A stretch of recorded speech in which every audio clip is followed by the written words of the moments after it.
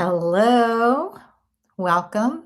My name is Carolyn Pitts. Welcome to my channel, Intend Well with Carolyn Pitts. I'm a certified health coach by the American Council on Exercise. I'm also an energy healer trained in healing touch. And what we're going to do this evening is use some energy medicine techniques to help release tension in our bodies. This is part of what I do on a weekly basis as part of a peace practice. If you're familiar with the recently completed Walk for Peace, where the monks from Texas walked to the nation's capital, and you read the mission statement for their walk, they talked about how peace is a practice. And so we need to make intentionally set aside time on a regular basis to practice peace.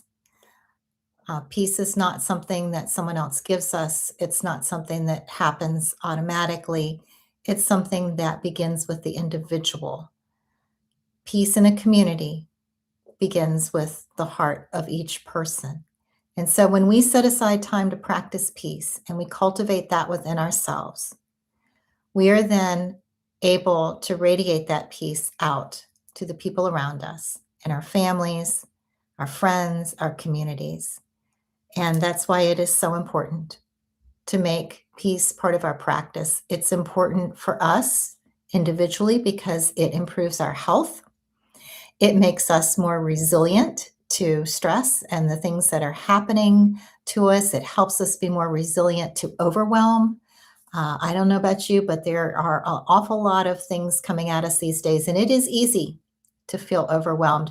But when we cultivate peace within ourselves, we're more resilient to that overwhelm. And then we can radiate that out to the people around us and help them be more resilient and create this wave of peace that moves out through the world, because there are all kinds of waves of discontent and I'll say hatred and fear. And we want to be the counterpoint to that by bringing peace into our lives and peace to the lives of people around us. So thank you for being here. Before we get started, I always invite you to tune in to how are you feeling right now in this moment? What's going on inside? How would you describe how you're feeling? And how do those emotions relate to a sense of peacefulness? And I always invite you to consider, if you want to rate your feelings right now on a scale of 0 to 10. 0 being about as zen as you ever get, just as relaxed as a wet noodle. And 10 being pretty high on the stress level. How are you feeling? And tune into that. And we'll come back later, and that'll just give you an opportunity to see whether anything has shifted for you in our half hour together. So focusing on tension, we're going to start by tensing up some muscles and then releasing them. And we're going to start with our shoulders. I don't know about you, but that is an area where I tend to hold tension. So let's raise our shoulders up just as high and as tight as you can. Just let that tension build and then let it go. Let's do that a few more times. Pull your shoulders up. Try to get them up around your ears, just really letting all those muscles tense, and then let it go. And one more time. Pull up your shoulders. Ooh, squeeze, squeeze, squeeze, and let it out. Okay, we're going to do some tapping. We're going to use kind of a cupped hand. You're going to kind of cup your hand and start at the top of your head. And we'll just tap the top of our head kind of vigorously. Come down the back of your head. Tap that area, cup that area where your skull meets your neck. Come on down your neck. Tap on those shoulders.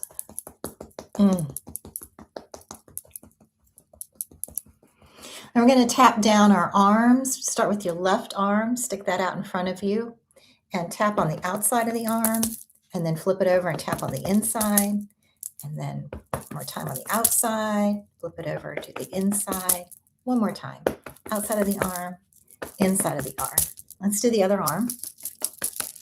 Outside, inside, inside, inside. One more time, outside, inside. And then down the front, 3 times. One more. And now take your hands and cup either side of your kneecap. And then the one on the other leg.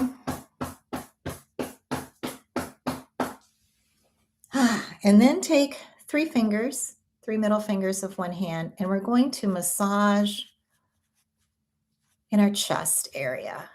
You want to start below the collarbone, above the first rib, work your way over to your arm. We are massaging our neurolymphatic reflexes. These are part of our lymphatic system. And if you find a place that is tender, stay on that, because a place that's tender could be an area where there is some congestion, some blockage, and a little massage will help to open that up. Our lymphatic system is really important to our health. We can think of lymph as like the garbage collector for our body. We have lymph fluid that flows all through our body, picking up debris like metabolic byproducts from the cells. I'm going to go over and do the other side. And anything else that needs to be flushed from the body. And before it goes to our excretory system to be removed, lymph flows through the lymph nodes where it is inspected for bacteria and viruses so that the body can mount a defense if any of that is present in our system. And another thing that's interesting about our lymph nodes, our body is making cells all the time. And sometimes it makes cells that aren't made perfectly. You can think about an assembly line on a factory. There's usually somebody at the end of the line checking to make sure everything that got created appropriately, and then it passes all of the quality tests. Well, our lymph nodes are doing that for cells in our body. So sometimes if a cell is not made properly and it is precancerous, the lymph system will notice that as part of the immune system and mount a defense. But when our lymph system isn't working properly, that's when sometimes things like bacteria, viruses, and cancerous cells are not identified and dealt with appropriately. Let's massage our ears. Taking 2 fingers, start up at the top of your ears and massage down the outside of the ear. And when you get down to your earlobe, pull on that a little bit. And let's do that another time. And one more. Now, already you may be feeling a little bit more awake, a little bit more active blood flow in your body. Hopefully you're feeling that with all of the stuff we've done to get things moving. All right, now we're going to do an exercise that's called self-havening. And we're going to start by rubbing our hands together back and forth. This is very soothing, can be very soothing. While we're doing that, I want to talk a little bit about how tension can arise in our bodies. I think a lot of times tension arises from the need to control what's happening around us, or as a reaction to things that are happening in our lives that are not the way we want them to be. And sometimes we try to exert control over circumstances, maybe over other people. And that sense of pushing, that sense of trying to control, that sense of trying to have things go the way we want them to go can be a source of tension. And we want to be more like a tree. You think about a tree in the wind. If a tree were to stand very rigid very forcefully against the wind, it's going to break. But trees don't do that. Trees move with the wind. They accept that the wind is blowing them and they move with the wind, and that enables them to not break, but just to sway and dance with the wind. And so when there's things in our life that we want to try to control and we feel like our heels might be digging in a little bit, that's the sensation I get. I can feel like my heels are really digging in. I'm really resisting. We want to soften and we want to tap into that acceptance that this is just how things are. And there's just things in life that we can't control, and that's okay. Sometimes that desire to control comes from fear. It comes from the fear that if things are going to go in a way that is not familiar or not tested for us, that something bad could happen. And so our survival instinct, this is just biology, our survival instinct kicks in and wants to try to hold things the way that we want them to be, the way that is familiar. But that is what can break us because we're not allowing ourselves to just go with reality. All right, now I want you to take your hands and put them on opposite shoulders and just stroke down from your shoulders to your elbow a few times. Just stroke down. This is very soothing. And you can repeat after me aloud or to yourself. I choose to feel safe. I choose to feel safe. I accept what is going on in my life. I accept what is going on in my life. And I surrender. I surrender. It's safe to let go. I choose to accept what is happening in my life. I choose to soften and surrender.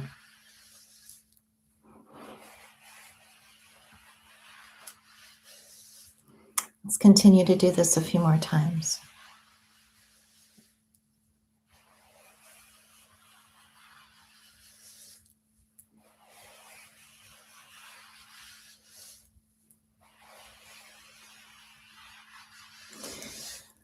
And what we're going to do next is a breathing exercise. If you joined me in the past, you know I've said that intentional grounding and breathing are the two most effective techniques, in my humble opinion, for counteracting that fight or flight response in our body. And the technique we're going to practice this evening is called box breathing. And there's 4 parts to box breathing, which is why it's called box breathing, because there's 4 sides to a box and there's 4 parts to box breathing. There's the inhale, followed by a retention of the breath. Then the exhale, followed by a pause with the breath out.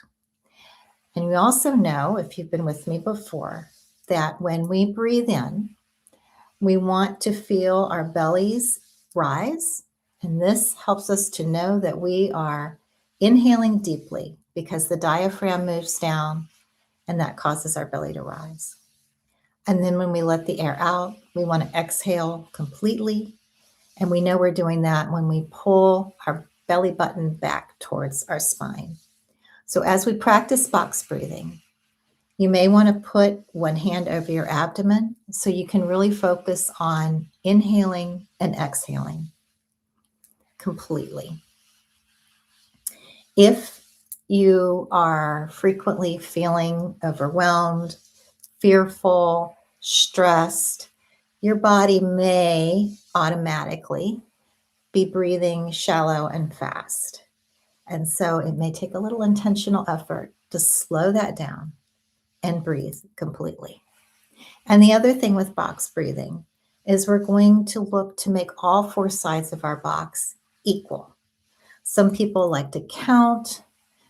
For example, inhaling for 4, holding the breath for 4, exhaling to a count of 4, and then holding the breath out to a count of 4. I don't like to count that much when I'm leading box breathing because it can distract you a little bit from focusing on your own counting or your own breathing. But I'm going to just cue you on inhaling, holding, and exhaling. And hopefully that will work with your speed that's comfortable for you. But I encourage you to go at a rate that does work for you. And the more you practice deep breathing, the longer you'll be able to extend your inhales, exhales, and breath retention. So you ready? We'll give that a try. We're going to start by exhaling all of the air from our lungs, and you can feel your navel sinking back towards your spine, and then we're going to inhale, hold the breath, exhale completely, and pause. Inhale, hold the breath, exhale completely, and pause. Inhale, hold, exhale,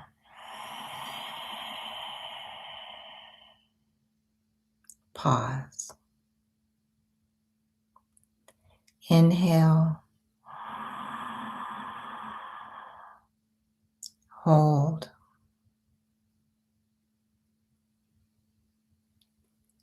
exhale, and pause. Inhale, and hold, exhale,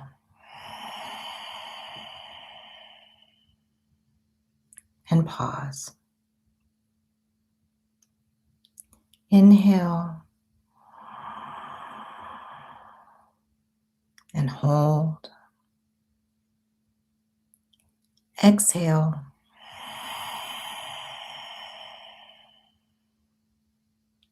and pause. Inhale, and hold, exhale, and pause. Inhale, and hold, exhale, and pause. Inhale, and hold, exhale, and pause. Just a few more times. Inhale, and hold, exhale, and pause. Inhale, and hold, exhale, and pause. One more. Inhale, and pause. Exhale, and pause. Okay, inhale and breathe normally. Oh, the good thing about breathing practices is that you can do them anywhere, anytime. So when you feel stress coming on, you can stop and breathe. And it doesn't matter if you are in a conversation with someone. It doesn't matter if you're driving a vehicle. It doesn't matter if you're on a conference call at work. You can breathe slowly and deeply, and it will signal to your brain that it's safe to relax. Because when we are in stress, what can happen is what's called an amygdala hijack, which is the primitive part of our brain, the reactive part of our brain becomes dominant. And that means that the part of our brain that can weigh options, consider consequences, and make an informed decision is not as available to us. So it's always good to stop and breathe before we make a decision or respond in haste. All right, so I would ask you now to tap into how you're feeling. If you gave it a number earlier, you could give it a number now. And has that shifted for you during our very short peace practice? The more we practice peace, the easier it is to tap into that emotion. I would encourage you to seek out time every day to practice. Look at what we accomplished in just a few moments. But doing it on a regular basis, in addition to when you're feeling stressed, is the best thing for you. And in my book, 8 Intentions for Self-Healing, I talk about how we can make healthy habits part of our daily routine. It helps if you do it at the same time every day. Pair it with an activity that you already do. So, for example, if you get out of bed in the morning and you go in the bathroom and you brush your teeth, maybe after you brush your teeth, you spend 2, 3, 4 minutes breathing. Or maybe it's something you want to practice when you get in the car to drive to work. You say, all right, now for my commute, I'm going to practice breathing. And then when you get in the car, it becomes a habit. And that way you don't have to try to remember or beat yourself up if you forget. It just becomes something you do automatically. Because if you think about what your days are like now, there's probably a whole series of things that you do to get ready in the morning, a whole series of routines you go through doing the things that you do at work. You have a whole nother series of routines you go through at the end of the day.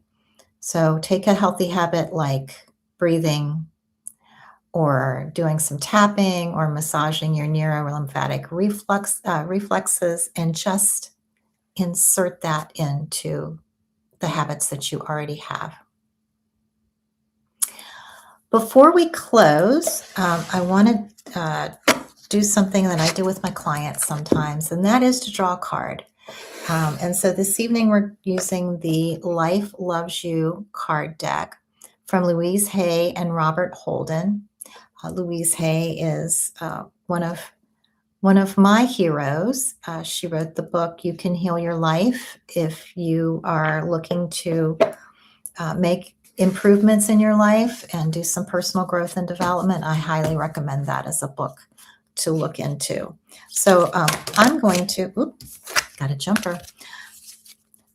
I'm going to put that back in there and see if it comes back up again. But I'm just going to shuffle the cards and pick a card at random. And it's always interesting to see what message comes up for us.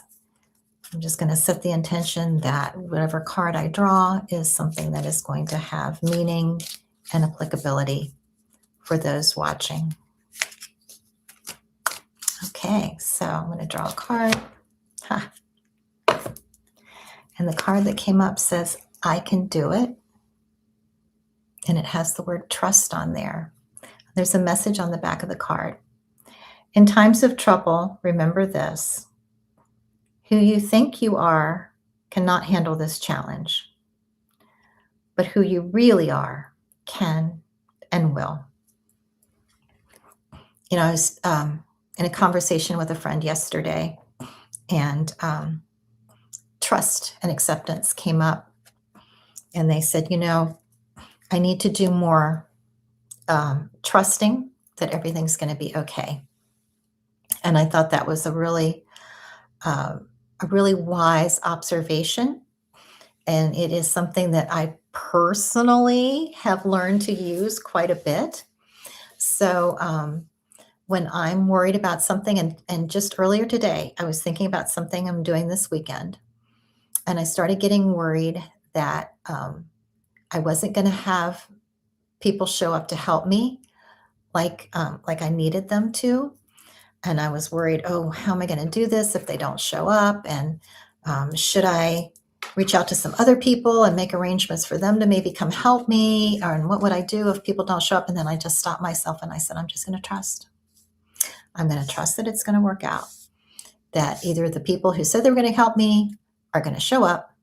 And if they don't, someone else will, or I'll figure it out on my own. But I'm just going to trust that it's going to work out. Because, there is no benefit to worrying about something that hasn't happened and maybe never will. It's just a waste of our energy. So remember, you can do this. Trust in yourself, trust in your situation, trust that things will work out. So with that, I want to thank you for joining me. I hope that you are feeling a little less tension than when we started the call. And if you found this helpful, the recording will be on my channel shortly, and you can bring it up tomorrow and practice with me again. And then next week, we will practice something different. Thank you again. I love you. Remember to intend peace, intend love, and intend well.